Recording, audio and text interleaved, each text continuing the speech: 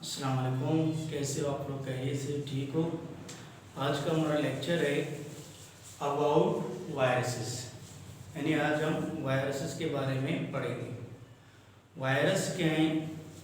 जैसा कि पहले हमने स्टडी किया था कुछ जानदारों के बारे में, हमने कहा यहाँ बायोडाइवर्सिटी को स्टडी किया। हमने कहा कि इस पूरे जो है बायोडाइवर्सिटी में 3 तरह के जानदार पाए जाते हैं। इनमें से प्रोकैरियोटिक हैं, यूकैरियोटिक हैं और तीसरा क्या है? वायरसेस है। तो प्रोकैरियोटिक और यूकैरियोटिक जानदारों को किसी जो है ग्रुप में हमने ऐड कर लिया है, किसी किंगडम में ऐड कर लिया है। तो वायरसेस ऐसे जानदार हैं जो किसी भी किंगडम में नहीं आते हैं। ये 3 रीज़न की बुनियाद पे तो वायरसेस किसी किंगडम में नहीं आते या वायरसेस बाकी किसी जानदार के साथ मैच नहीं कर लेते। फर्स्ट तो ये कि वायरसेस के अंदर लिविंग और नॉन लिविंग कैरेक्टर दोनों पाए जाते हैं। दूसरा ये कि वायरसेस की कोई भी सेलुलर स्ट्रक्चर नहीं है। तीसरा ये कि वायरसेस में मोड ऑफ न्यूट्रिशन नहीं है। इन 3 रीज़न की बुनियाद पे हम कहते हैं कि वायरसेस किसी भी किंगडम या किसी भी ग्रुप में नहीं आएगा। तो वायरसेस ऐसे जानदार हैं, हम कहते हैं कि कोई सेलुलर स्ट्रक्चर तो उसका है ही नहीं। और दूसरा ये कि वायरसेस जो है ना वो लिविंग और नॉन लिविंग कैरेक्टर उसमें दोनों पाए जाते हैं। मीन वायरसेस जब किसी जानदार बॉडी में आ जाता है तो जिंदा है, जब किसी बेजान बॉडी में चला जाता है तो फिर वो मुर्दा कहलाएगा।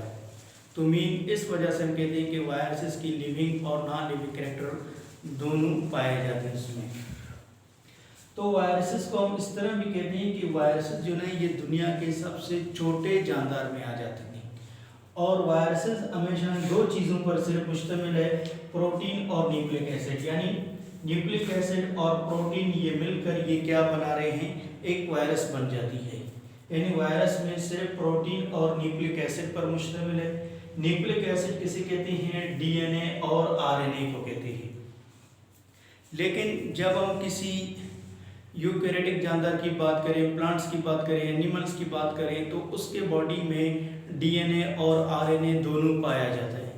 लेकिन जब हम वायरस की बात करें तो वायरस में या तो डीएनए होगा या आरएनए होगा। यानी किसी भी वायरस के अंदर डीएनए अगर मौजूद है तो उसमें आरएनए नहीं होगा, आरएनए मौजूद है तो उसमें डीएनए नहीं होगा। यानी इन दोनों में से कोई एक ही होगा। नेक्स्ट है कि वायरस के बॉडी में कोई भी एंजाइम्स नहीं पाया जाता। यानी वायरल बॉडी में कोई भी मेटाबॉलिक एक्टिविटी की अमल नहीं होगी।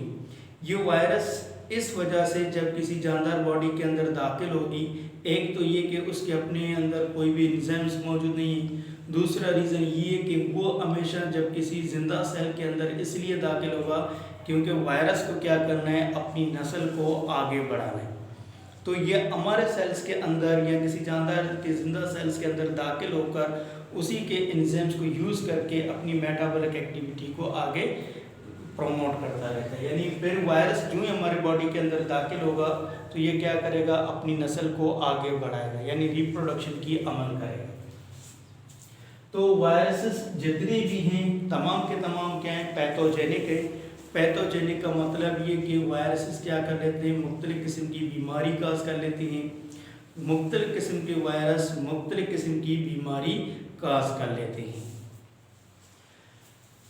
अब हम आते हैं स्ट्रक्चर्स ऑफ वायरस की तरफ। जब वायरस की स्ट्रक्चर की बात करें तो मुख्तलिफ किस्म के जो वायरस हैं उनकी स्ट्रक्चर मुख्तलिफ है, उनकी शेप, उसकी साख्त मुख्तलिफ होगी। लेकिन वो तमाम के तमाम जो वायरस है न्यूक्लिक एसिड और किस चीज़ पर मुश्तमिल है? प्रोटीन पर मुश्तमिल है। तो न्यूक्लिक एसिड में से अगर डीएनए है तो आरएनए नहीं होगा, अगर आरएनए है तो उसमें डीएनए नहीं होगा। तो यहाँ पे हम आ जाते हैं, एक वायरस की बात करें, उस वायरस का नाम है बैक्टीरियोफेज। बैक्टीरियोफेज का मतलब है ईटर ऑफ बैक्टीरिया। यानी ऐसी वायरस है कि ये बैक्टीरियल सेल को ये क्या कर लेता है? इन्फेक्ट कर लेता है, या बैक्टीरियल सेल के अंदर दाखिल होकर ये क्या कर लेता है? अपनी नस्ल को आगे बढ़ाता है ये वायरस। अब इसकी स्ट्रक्चर कैसी है? तो इसमें एक हेड है, इसी हेड के अंदर क्या मौजूद है? इसका डीएनए पाया जाता है और ये इसकी नेक कहलाएगा और ये पोर्शन इसका टेल है और यहाँ पे क्या है, ये एंड प्लेट कहलाएगा। और ये जो स्ट्रक्चर आपको नजर आ रहा है तो एंड प्लेट में मौजूद है, ये क्या कहलाते हैं, टेल फाइबर कहलाते हैं। अब डीएनए को छोड़कर, यानी डीएनए क्या चीज है, इसी का न्यूक्लिक एसिड है। डीएनए को छोड़कर बाकी जो वायरस का ये जो पूरे का पूरा जो पोर्शन आपको दिखाई दे रहा है, ये सारे के सारा क्या है, ये प्रोटीन है। अब इसका हेड क्या है, इसकी हेड भी प्रोटीन से बना है। और इसकी हेड कैसी है, हेक्सागोनल है। हेक्सागोनल मतलब 6 कोने हैं, 1 2 3 4 5 6। इसकी हेड की शेप कैसी है, ये हेक्सागोनल है। अब आ जाता है टेल। इसकी टेल भी किस चीज से बना है, प्रोटीन से बना है। तो इसका टेल कैसा है, अंदर से ओलो है। ओलो इसलिए है क्योंकि ये वायरस जब अपने टेल फाइबर के थ्रू किसी बैक्टीरियल सेल पे जाके लैंडिंग कर लेते हैं, तो इसकी टेल ओलो होने की वजह से ये क्या कर लेता है, अपनी जो है न्यूक्लिक एसिड डीएनए को हमेशा क्या कर लेता है, होस्ट सेल के अंदर दाखिल करेगा और अपनी प्रोटीन कोड को बाहर छोड़ देता है। ये हमेशा वायरस की एक आदत है।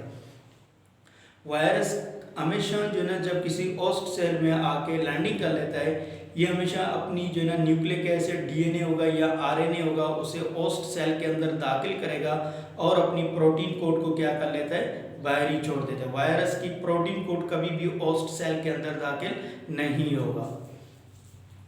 अब बाकी ये जो पोर्शन है, ये एंड प्लेट है। एंड प्लेट भी किस चीज से बना है, ये प्रोटीन पर मुश्तमिल है। बाकी जो टेल फाइबर है, जो टेल के साथ यहाँ पे टच होते हैं, अटैच होते हैं, टेल फाइबर भी प्रोटीन पर मुश्तमिल है।